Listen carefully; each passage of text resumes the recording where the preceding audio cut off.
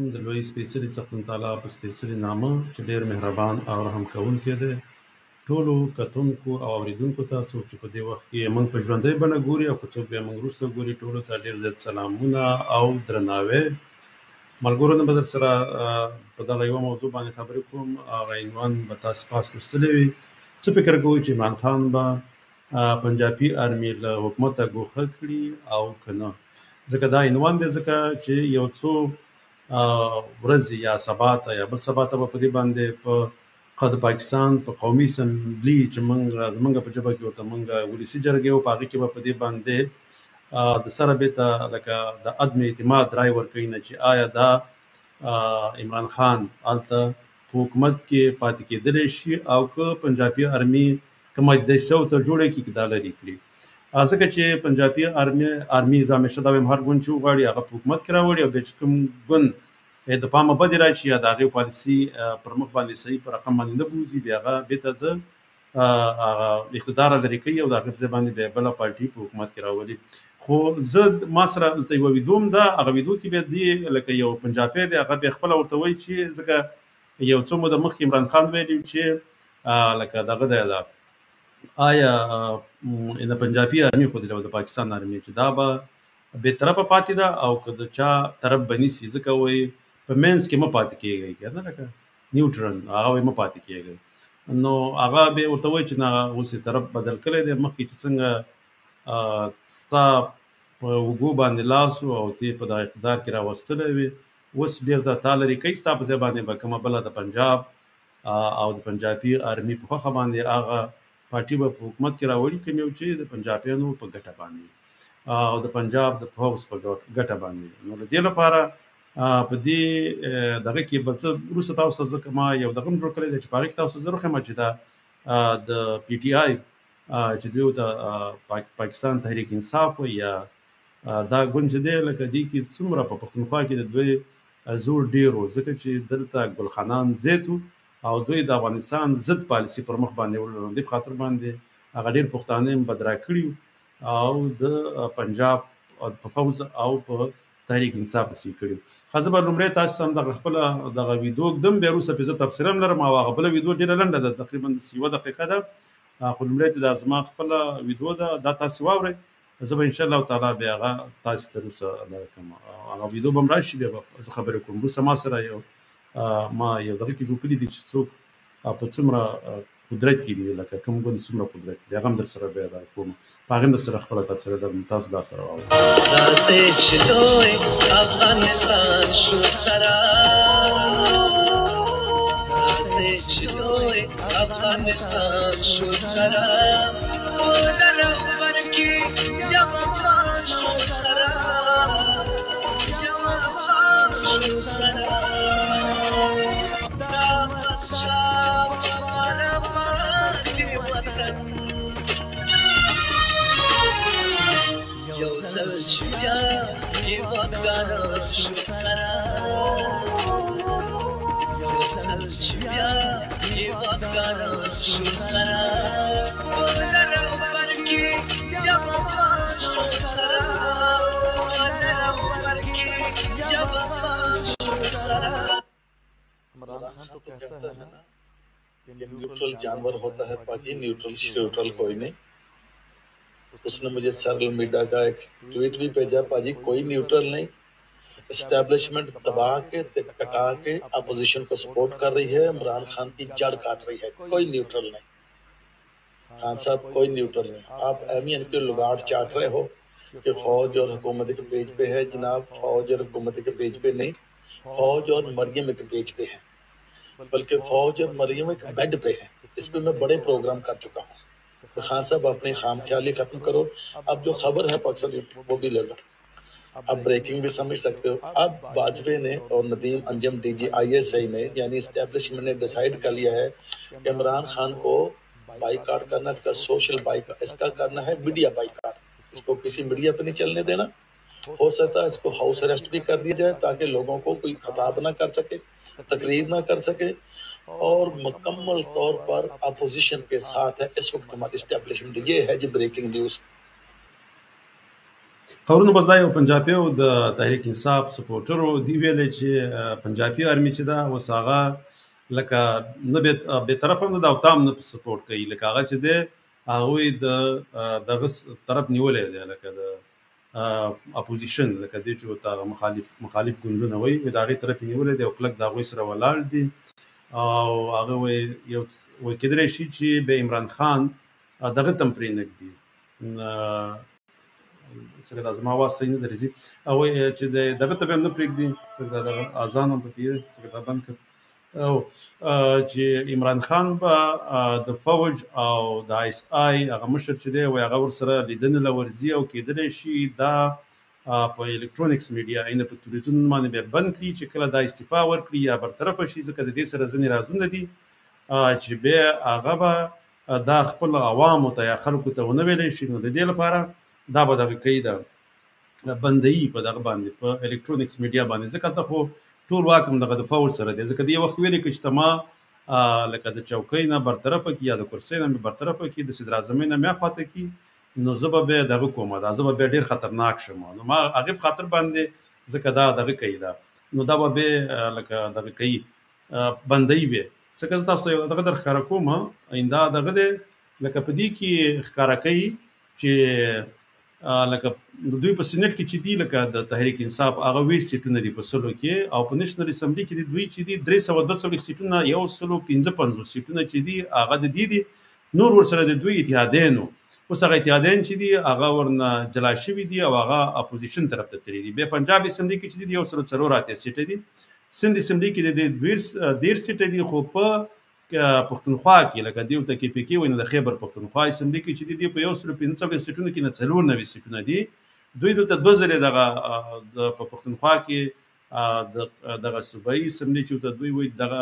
سیټونه ګټلي او 2000 د دوی حکومت راغلی دا ځنې د دوی حکومت دی ځکه دلته ګل خانان چې دي چې هغه دوی به لکه د سیو چې د تحریک انصاف پاکستان تحریک انصاف دوی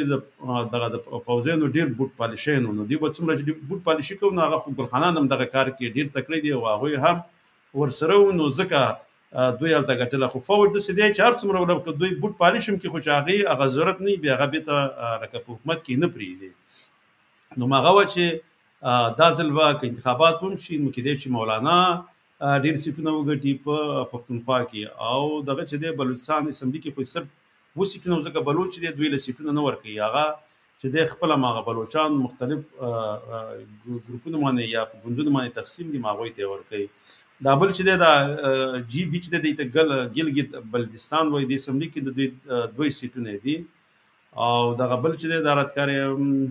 دغه شمالي علاقه جات یا آزاد کشمیر هم ته دوی وایي بیا هغې اسمبلي کې چې دی په 53 سیټونو کې 2 سیټونه دي نو دا چې دي دا دی خو اوس چې دی د دوی دا مهمه دغه چې د نېشنل اسمبلی چې ته دوی دا ولسي جرګه چې ورته موږ ویو نو په هغې کې چې دي دوی 155 سیټه دي دوی ته 193 سیټونه په کار دي چې هغه پوره کړي نو مخکې ورسره د دې اتحادیان به ورسره او هغه ورسره اوس نشته دي هغه تللي دي نو معلوم به شي چې که چېرته ورسره د پنجابي آرمي مرسته وکړه خو دوی به په حکومت کې پاتې شي که نه دوی لرې کېږي خو کېدلی شي چې دوی په حکومت کې پاتې نشي ځکه هغه څومره کار چې د پنجاب آرمي اغوستو هغې ته واغوستو د پښتون په نوم باندې راوستو ځکه مخکې هلته چې و دا د خیبر پښتونخوا نوم چې واغوستل دې سره 18 ترمیم په نوم باندې یو دغه و چې هغې کې د صوبو ته لکه موږ ورته ولایتونه ویو دې کې لکه هرې صوبې ته ډېر زیات په اختیار نه ډېر زیات خپلواکي ورته ورکړې وه او په هغې کې داسې و چې دوی به د خپلو صوبو وسایل بېرته پمدوی ته بیا ورکول وفاقي حکومت هغه مرکزي حکومت او دوی به په خپل رقم باندې به دوی هغه دغه کول ده هغه به په خپلو هغه ترقیاتي یا پرمختګي کارونو باندې به دوی هغه پیسې خپله لګولې خو هغه هم هغه و چې کله نه هغه 18 ترمیم د نېشنلین او د پیپلینو په وخت کې راغی د هغې نه وروسته چې بیا دی نو دوی لکه په پښتونخوا کې یا دوی ورته خیبر پښتونخوا وایي نو په هغې کې دوه ځلې چې دی هغه به هم دوی ګوندونو له دغه د پنجاب فوج همدې ته حکومت واګې ورکړې هغه له دې لپاره چې هغه د صوبو کوم خپلواکي یا خود مختاري چې لکه زیاته ورته ورکړې وه چې د هغې قصور بیرته واخلي او هغه بجټ چې کلنې بجټ چې به هغه پیسې چې د سبونه به وفاق تطلی هغه به ته باید ثبوت ورکړل شوی چې د ترقیاتي کارونه باندې به ته باید لګول شوی وي خو هغه چې ونه بس هغه نو هغه چې د ځلې د دوی حکومتونو دا ځل معلوم نه دی چې چیرته بل پارټي ورسره دا دغه وکړي چې زه سره هم تاسو غواړي یا مرکزی حکومت یا څنګه چې د پنجاب فوز غواړي موږ به په ما سیستم باندې تاسو سره پر مخ باندې زو او ساسي وختنی به منو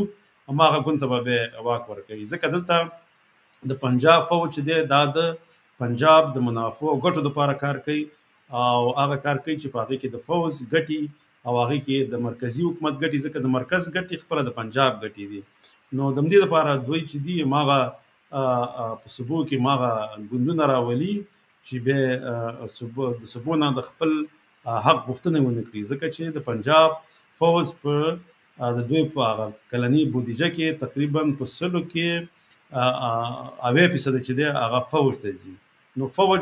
تکبه لکه دغه شان چې ثبوت به ته وفاق پیسې ورکړي مرکزی حکومت پیسې ورکړي نو به هغه د فوج چې کوم بودیجه ده هغه کې به هغه ته مناسبه پیسې نه پاتې کیږي او هغه چې هغه څومره پایا شي سره خپل ژوند پر مخ باندې وړي هغه به نشي وړلای نو د لپاره هغه کوشش کوي چې د سي ګوندونه په سبو کې راولي چې د پنجاب بوټونه پالیش کی او هغه چې تر هغه وختونه کوي ماغه ور سره وماني نو دا خو او بل ځنی وخت کې دوی لکه دا ګل خانان د سپیکر کوي چې د مشرف په وخت کې چې وي په وخت کې قیمتي نه راتلل په وخت کې په هغه یو د گاونډي هیواد اسلامي حکومت په امریکایان او ناتو باندې خرڅ کړي او هغه ور سره ډیر زیاتې مرسته کوي په ډالر باندې او بل دا کار دی د مسلمانان به د ډالر په مقابل په امریکای خرڅول بل دا کار دی چې دغه فاټا چې قبایلی منطقي وي دایم په امریکایانو باندې به خرڅول نه هغه دغه وختونو ته به مثبت جواب ورکړي تاسو کولای شئ چې هر څومره ډرون حمله کوي یا څومره چې دغه قبایلی منطقي د پښتنو منطقي ولې زموږ سره فکر آزاد موږ دغه سیاسي مخالفت نه کوو هغه ماغه دغه سر به ډالر غسل او ډالر به ته امریکایان ورکول چې دا به ته په قبایلی منطقو کې مصرف کی یا ماجر چې د قبایلو منطقونه بچ دوی بغسیمي شته هغه به ماجر کېدل چې هغه ته به تور کې هغه به راسن د پنجاب آرمي ته تللی هغه پیسې په پنجاب آرمي لګیدل او د پنجاب په پرمختګ باندې به هغه پیسې چې وي حکم ډالر چې به د غربي هیوادونو یا امریکین راتلو ما په هغه پنجاب کې مصرف کېدل تاسو وګورئ د پنجاب پرمختګ او د نورو صوبو پرمختګ ته چې وګورئ نو پنجاب ته ډیر مخکې دی ځکه اته د ژوند سہولتونه هم ډیر دي او پښتانه همیشه غواړي چې د پنجاب سره لکه دوی داغه نه خپلواک نه ځکه د سہولتونو ژوند دي ځکه هغه الیټ کلاس چې تکم یو وای چې په حکومتونو کې دي نه خوشاليږي چې ما حکومت سره یې او اسلام آباد کې کورونه واخلي او تلاشي او هغه د ژوند سہولتونو نه خوند واخلي ځکه چې د اقتصادي ژوند خي او دوی خو بیا په ماغه پنجاب ورته به ماغه سہولتونه بیا ورته په دغه کې دي پنجاب کې ځکه هغه ډیر پرمختګ کړی دی نو به ځکه دوی همیشه غواړي چې ماغوي خیر ده کې دا غوي د غلامۍ کې می هغه الیټ کلاس چې ده او چې باید دوی ته پکې اوسه ګټي او د دې د جيب او شخصي ګټي ته پکې ورکړي شي شخصي ګټي پکې دوی خوندي نو د دې لپاره دوی دا کار کوي زبا یو څو سرګندو دلته نور ډیر وګدي د معنی کول شي چې خبرې وکم په هغه دا پروګرام را نوډيږي نو زبا ځان ساتي سرګندونی ولولم به روسه وګورو چې سوالونه پکې وابه جواب وکړي دا پروګرام ختم کو دی لاله وزیر اعظم ور سلامونه را لګري نړۍ من نور وعلیکم السلام خوشاله و آرام اوسئ خدي یو دابل دغه دی هم دغه اداره ده چې د پاکستان قسمت بدلوي بالکل دا همیشه ما دا خبره کړې ده خود ته په دې باندې د ګل خانانو سر نه خلاصيږي ځکه هغه لکه پورا د پاکستان ټول سیاست او د نړۍ په سیاست باندې هغه فکر نه کوي هغه صرف نور فکر کوي چې هغه منطقه کې چې لکه کوم کلی کې چې دوی وسیږي مال د ګوري پنجابي نه دي دغه نه بسرات کارین دا د ملک او د دوی خپل هغه د خان او دغه سیستم باندې لکه دوی واک دي نو موږ په خپل واک یو خبر نه دي چې ټول هغه د ژوند لکه د دوی دغه د دې صوبې پالیسي څو د چا په کنټرول کې ده د دوی وسایل د چا په کنټرول کې دي دوی جبه د چا په کنټرول کې ده لکه دا څه د ان دی ټول هغه دغه چې دي وسایل هغه د چا په کنټرول به دوی په هغه باندې نه پويږي نو ستا خبره سمه ده ځکه دا هم دغه کار دی چې روان دي خدي ورو لیکلي ها زماني صاحب السلام علیکم الله دې وکړي چې روغ او صحت ولري نړۍ مننه بالکل هم الله دې وکړي چې خپلم صحت او روغ یې صحت ولري او روغ دلته څورته کولای چې زدا اواز صحیح راځي فرمان خان دا پرچا کوم دغه نو کړی چې اواز خراب دی صحیح دی چې تعالی اواز بسې خدا لاله وزیر خدیبه سلام علیکم وعلیکم السلام تاسو ملګری سلام ژوند وعلیکم السلام او تاسو خجون او آرام وخت سور خدیبل امان ابراهیم خان زرا ولم بل خارج خدیل کلی امان ابراهیم خیل محترم زمان صاحب سلام علیکم مننه معلوماتونو کور مودان نړۍ مننه ورور سات څخه هم ژوندې اوسئ آرام اوسئ څه ته کوي د بلګو چې را دي ګری کړو نو د سلامونه وروره بالکل حقیقت ویل خنړې مننه مسرت سیده ز په یو څه د نور کوم دلته د شلې چې دلته لکه دا سیاستونه چې دي لکه بهرني هیوادونه هم په دغه سیمه کې ډېر غټ رول لري که چیرته عمران خان هغه نړیوالو ته صحیح جواب نه ورکوي بیا اکثره په هغه وخت کې هغه فوزي حکومتونه راځي همدغه فوزي حکومتونه اوله کې هغه ملکي حکومتونه ته وایي تاسو لکه داسې پالیسي پر مخ باندې ویسئ ځکه هغه خارجي پالیسي یا بهرنۍ پالیسي هم فوج جوړوي هغه لکه اوس چې دغه چې عمران خان چې ویلي چې ما ابسولوټلی ناټ ویلی او بیا وایي چې لکه زه یو خپلواکه خارجي یا بهرنۍ پالیسي جوړوم دا اصلا فوز ورته وایي بیا داسې کوي چې دا بهرني هیوادونه هماغه د ملکي دغه نه چې د حکومتونه چې دي هغه ناراضه کړي او بیا فوج ته لاره برابره شي چې هغه اقتدار کې راشي او هغه چې کله اقتدار کې راشي بیا هغه بهرني هیوادونه خپل هغه کومې پالیسیګانې چې دي هغه ډېره په اسانه توګه د فوج د لارې پر مخ باندې وړي ځکه دا فوج چې دی دا خو د انګریزانو او د امریکایانو فوج دی هماغه یې کنټرولوي هغه ورته پیسې ورکوي هماغه پالیسیګانې بیا په مخ باندې ښه په توګه وړلی شي ځکه چې کله مشرف راغی په وخت کې لکه هغه دغه نه مخکې هغه د کارګل مسله راغلې وه او په هغې باندې لکه نړیوال چې وو او هغه اتمي د محاکم دغه کلی د نواز شریف نړیوال چې دی هغه دغه ته ډېر په غوسه او قارېدلي وو دغه ته ملکي دغه کوم حکومتونه چې وو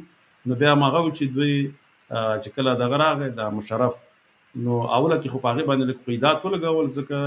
د دې لپاره ولګول چې وایي دا جمهوري حکومت نه دی خو چې کله په هغه وخت کې دغه د 2001 د 11 سپتمبر واقعه وشوله نو هغې ته طالبانه جوړه شوله او دغه ته ویلې د پاکستان فوج ته هغه وخت چې مشرف یې په اقتدار کې و هغه لکه په هغه وخت کې ولسمشر و نو هغې نه ځینې غوښتنې وکړې هغې هغه ټولې غوښتنې ومنلې چې په هغې کې یو غوښتنې ته هم دې نه جواب ورنه نو هغه و چې هغه په اقتدار کې پاتې شو او په سلهاو یا زرونه میلیونه ډالر ورته را روان وو هغه یې واخیستل نو ځکه قیمتي هم نه راغله خلک به هم ترې خوشحاله وو هغې پښتانه به هم خرڅول او د پښتنو سیمې به یې ویشتلې پښتني سیمې ورانولې پنجاب بیا پرې ودانوو خو پښتانه په دې باندې نه پوهېدل هم افغانستان سره ډېره غټه دوکه وکړه د هغه وخت د طالبان حکومت سره ډېر پښتانه په هم په ناټو او امریکایانو ویشتل هم هلته به شمالي ټلواله ډغر چې په حکومت کې راغله هغه هم ډېر پښتانه ووژل او دوی پسې د قبایلو منطقو نه هم ډېر پښتانه ته ولیدل چې جهاد دی او ښه پوهېدل چې هلته په امریکایان دا واډي ملبې ته دوی خپله په پاکستان کې ورکړې وې په همدغه سیمو کې چې د پنجاب د فوج د لاس لاندې وي هغې فوج به بېرته هماغه د ناټو او د امریکایي فوجونو ساتنه هم کړې واډي هم ورکړې وې او هغه خلک به جهاد ته هم لېږل بېرته به دوی بېرته دې ځای نه بمباري کول او هغه لاره به هم دې ځای نه ورته تله نو دوی په هر رقم د پښتنو سره ډېر ظلم کړی دی همدغه د پنجاب فوج او اوس هم ځینې وخت کې دوی داسې دي چې هر ګوند مالته په حکومت کې د هغې خلاف باندې دوی ځینې خلک تربیه کړي یا په هغه ګوند کې ورنیستلي د هغې د لارې داسې ځینې وخت کې خبرې وکړي چې هغه ولس هم دغه ګوند خلاف یا دغه حکومتونو خلاف راوپارئ نو پکار دا ده چې په افغانستان کې هر حکومتونه وي چې هغه دغه رقم هغه د پنجاب د فوج ایجنټان چې هغه وپېژني او د خپلو صفوفو لرې کړي ځکه د حکومت نه هم لرې کړي ځکه چې دغه چې دي دا د افغانستان او خپله دغه وختونو حکومتونه دی به پنجاب ته ډېر وفادار نو دغه د پنجاب شیطاني دا دغه چې دي ایجنټان دا باید ډېر زر تر زره که اوسني حکومت کې هم باید زر تر زره تدلي شي او ولې باید طالبان وپېژني او زر تر زره د خپل دغه صفوفو نه لرې کړي ځکه که دا په همدغه صفوفو کې پاتې شي او دا هغه